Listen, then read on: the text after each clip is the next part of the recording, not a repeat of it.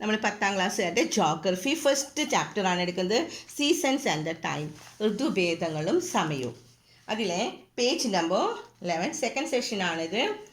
First സെഷനിൽ നമ്മൾ സീസൺസിനെ കുറിച്ച് പറഞ്ഞു. നമ്മൾ സ്പ്രിംഗ് സീസൺ പറഞ്ഞുകൊണ്ടിരുന്നത് അല്ലേ.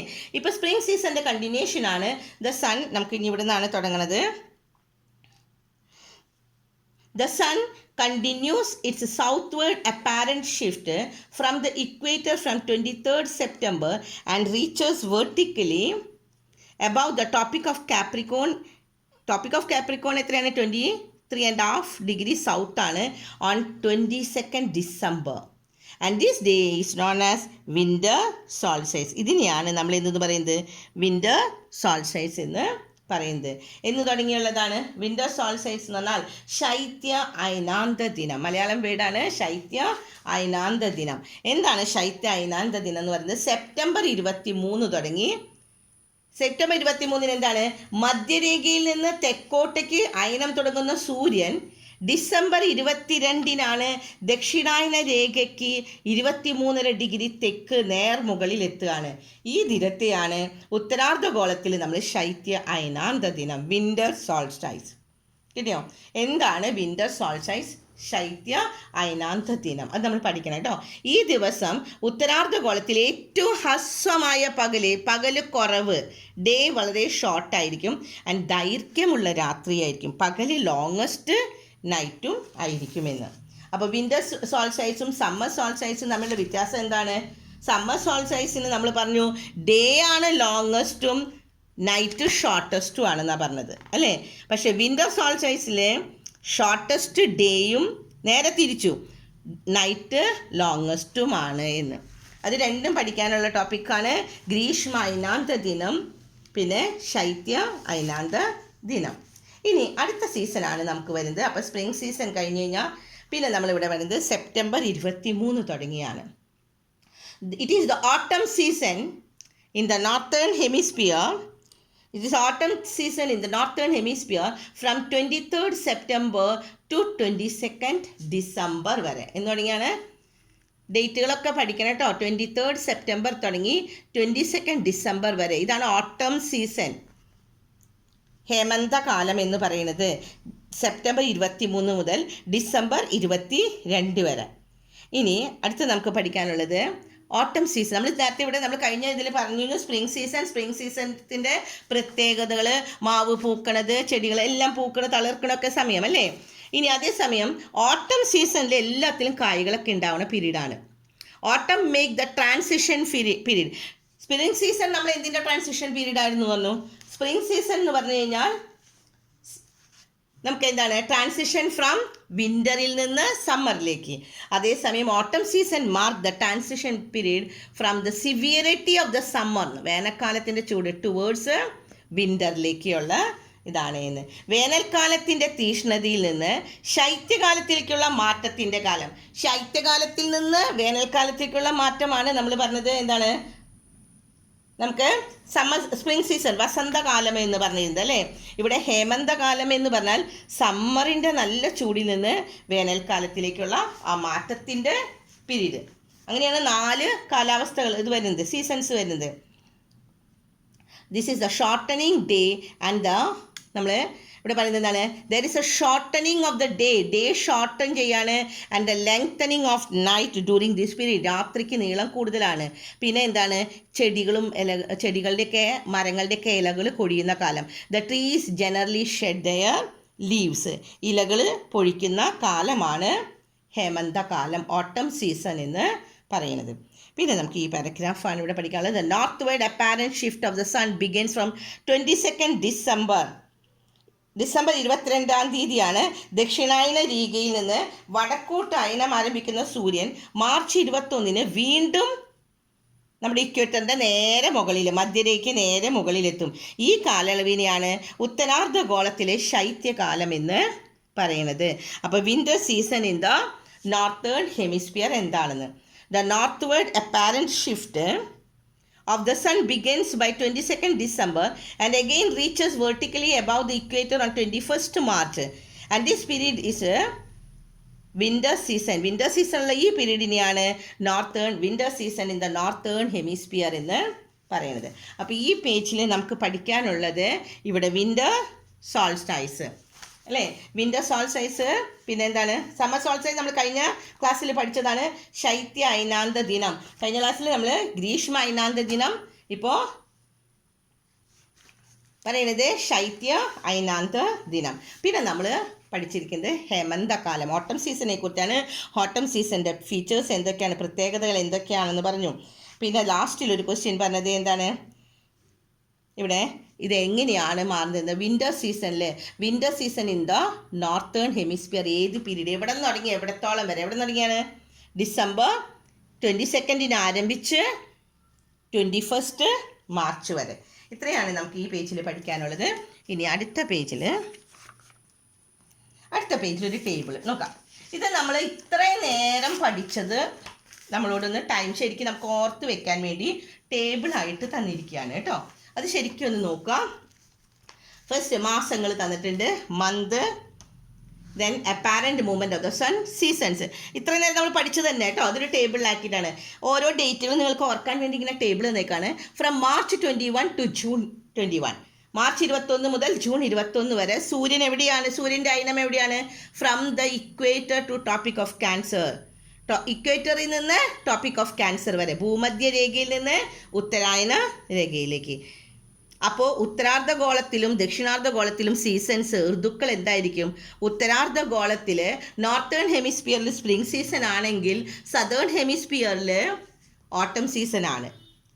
ഉത്തരാർദ്ധഗോളത്തിൽ വസന്തകാലം, ദക്ഷിണാർദ്ധഗോളത്തിൽ ഹേമന്തം. ഇനി അടുത്ത രണ്ടാമത്തേത് പറയുന്നത് എന്താണ്? ജൂൺ 21 മുതൽ, ഫ്രം ജൂൺ 21. അപ്പോൾ നേരത്തെ മാർച്ച് 21 തുടങ്ങി ജൂൺ 21 വരെ. ഇനി ജൂൺ 21 തുടങ്ങി സെപ്റ്റംബർ 23 വരെ. ജൂൺ 21 മുതൽ സെപ്റ്റംബർ 23 വരെ എവിടെയാണ് ഇത് പോണത്? From the tropic of Cancer to the equator, ഉത്തരായന രേഖയിൽ നിന്ന് ഭൂമധ്യ രേഖയിലേക്കാണ്. അപ്പോൾ എന്താ ഉണ്ടാകുന്നത്? നോർത്തേൺ ഹെമിസ്ഫിയറിൽ സമ്മർ സീസണാണ്, സദേൺ ഹെമിസ്ഫിയറിൽ വിൻ്റർ സീസണുമാണ് വരുന്നത്. ഇവിടെ സമ്മർ സീസൺ വരുമ്പോൾ സദേണിൽ വിൻ്റർ സീസണാണ് വന്നത്. ഉത്തരാർദ്ധഗോളത്തിൽ ഗ്രീഷ്മ ആകുമ്പോൾ ദക്ഷിണാർദ്ധഗോളത്തിൽ ശൈത്യം. ഇനി മൂന്നാമത്തത് പറയുന്നത് സെപ്റ്റംബർ 23 തുടങ്ങി ടു ഡിസംബർ 22 വരെ. അപ്പോൾ എവിടെയാണ് വരുന്നത്? From the equator, the apparent movement of the സണ്ണിൻ്റെ അപ്പാരൻറ്റ് മൂവ്മെൻറ്റ് എവിടെയായിരിക്കും? From the equator to tropic of Capricorn, ഭൂമധ്യരേഖയിൽ നിന്ന് ദക്ഷിണായന രേഖയിലേക്ക് പോയി. അങ്ങനെ വരുന്ന സമയത്ത് ഉത്തരാർദ്ധഗോളത്തിൽ നോർത്തേൺ ഹെമിസ്ഫിയറിൽ ഹേമന്തകാലം, ഓട്ടവും, സദേൺ ഹെമിസ്ഫിയറിൽ സ്പ്രിംഗ് സീസണാണ്, വസന്തകാലമാണ്. ആൻഡ് ദ ഫോർത്ത് വൺ, നാലാമത്തെ സീസണാണ് വരുന്നത് ഡിസംബർ 22 തുടങ്ങി മാർച്ച് 21 വരെ. ആ സമയത്ത് സൂര്യൻ്റെ അയനം എവിടേക്കായിരിക്കും? Apparent movement of the sun from the tropic of കാപ്രിക്കോണിലല്ലേ ഇപ്പോൾ എത്തി നിന്നിരുന്നത്. ആ ടോപ്പിക് ഓഫ് കാപ്രിക്കോണിൽ നിന്ന് ടു ദ ഇക്വേറ്ററിലേക്ക് പോയി. അപ്പോഴാണ് ഉത്തരാർദ്ധഗോളത്തിൽ നോർത്തേൺ ഹെമിസ്ഫിയറിൽ വിൻ്റർ സീസണാണ്, ശൈത്യമാണ്. സദേൺ ഹെമിസ്ഫിയറിൽ സമ്മർ സീസണാണ്, ഗ്രീഷ്മമാണ്. അപ്പോൾ ഈ ടേബിൾ നന്നായിട്ട് എല്ലാവരും പഠിക്കണം കേട്ടോ. കാരണം ഈ ഡേറ്റുകളും ഇത് ഓരോ സീസണിൽ ഉണ്ടാകുന്ന ചേഞ്ചസും അറിയാനായിട്ട് ഈ ടേബിൾ ശരിക്കും ഓർത്ത് വെച്ചാൽ മതി. ഇനി അടുത്തത് നമുക്ക് ഈ പേജിൽ പഠിക്കാനുള്ളത് ഇവിടെയാണ്.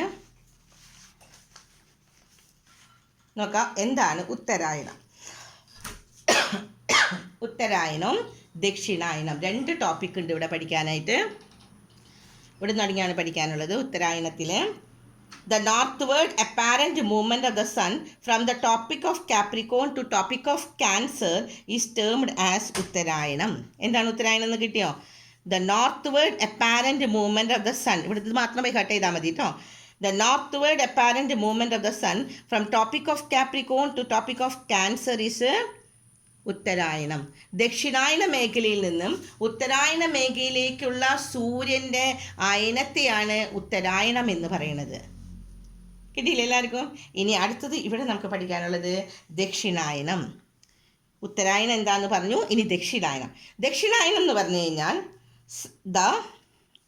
ഇവിടെ തുടങ്ങി the southward apparent movement of the sun from tropic of Cancer to tropic of Capricorn is termed as ദക്ഷിണായനം. ദക്ഷിണായനം എന്ന് പറഞ്ഞാൽ എവിടെ നിന്ന് തുടങ്ങി എവിടത്തോളം വരെയാണ്? ടോപ്പിക് ഓഫ് ക്യാൻസറിൽ നിന്ന് ടോപ്പിക് ഓഫ് കാപ്രിക്കോൺ. ശരിയല്ലേ?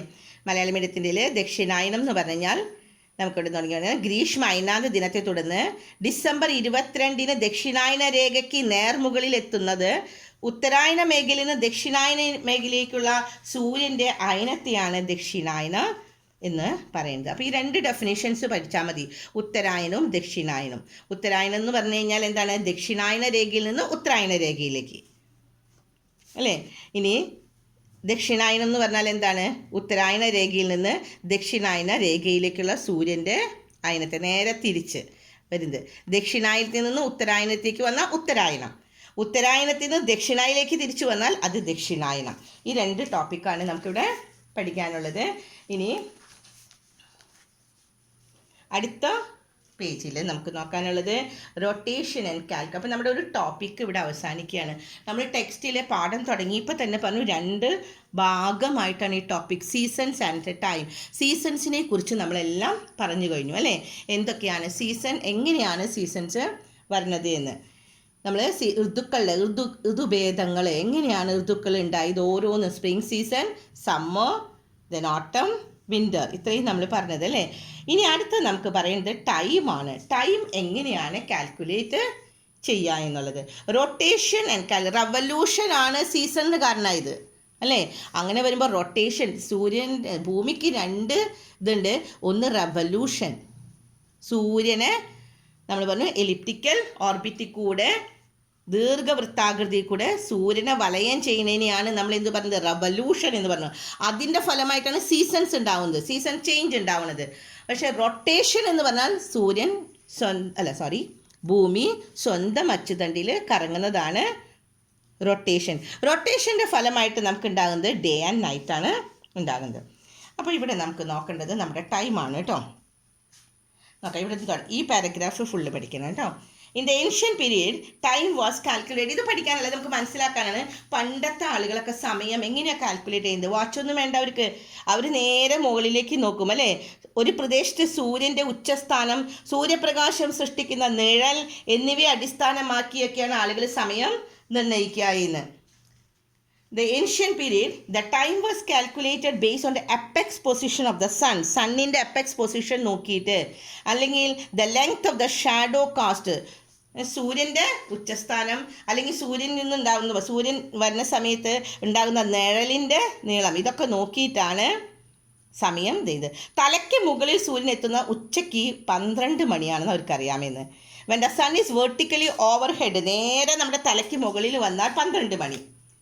ഇതാണ് നമ്മൾക്ക് പണ്ട് ആളുകൾ ചെയ്യുന്നത്. ഇനി ഇതാണ് നമുക്കിവിടെ പഠിക്കാനുള്ളത്. ദസ് കഴിഞ്ഞിട്ടുള്ള കണ്ടില്ലേ, the time estimated at each place.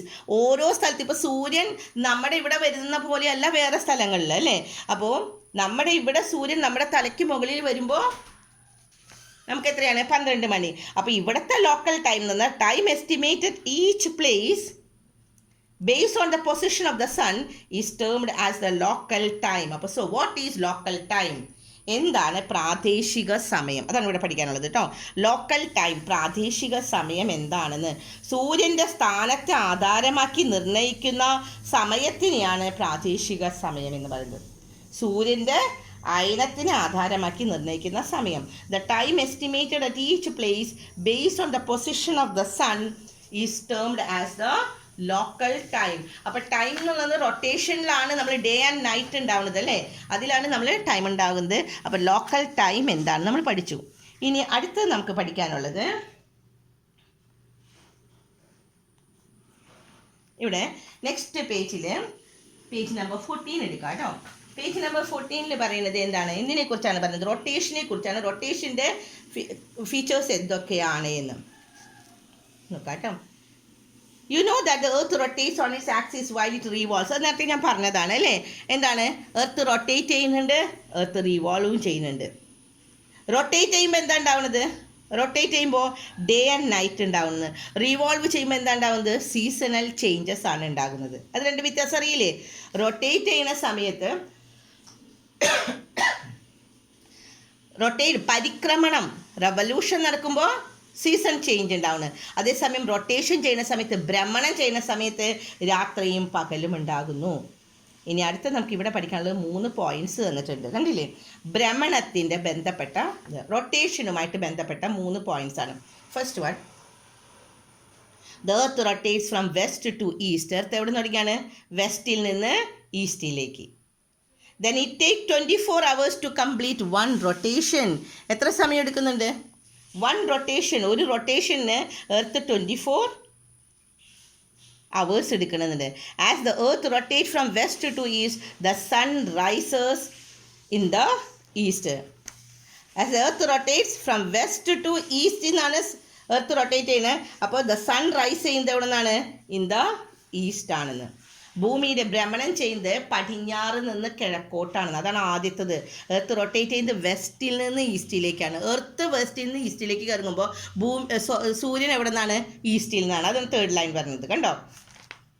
ഇനി രണ്ടാമത്തെ പറഞ്ഞത്, ഒരു ഭ്രമണം പൂർത്തിയാക്കാനായിട്ട് എത്ര മണിക്കൂർ വേണം?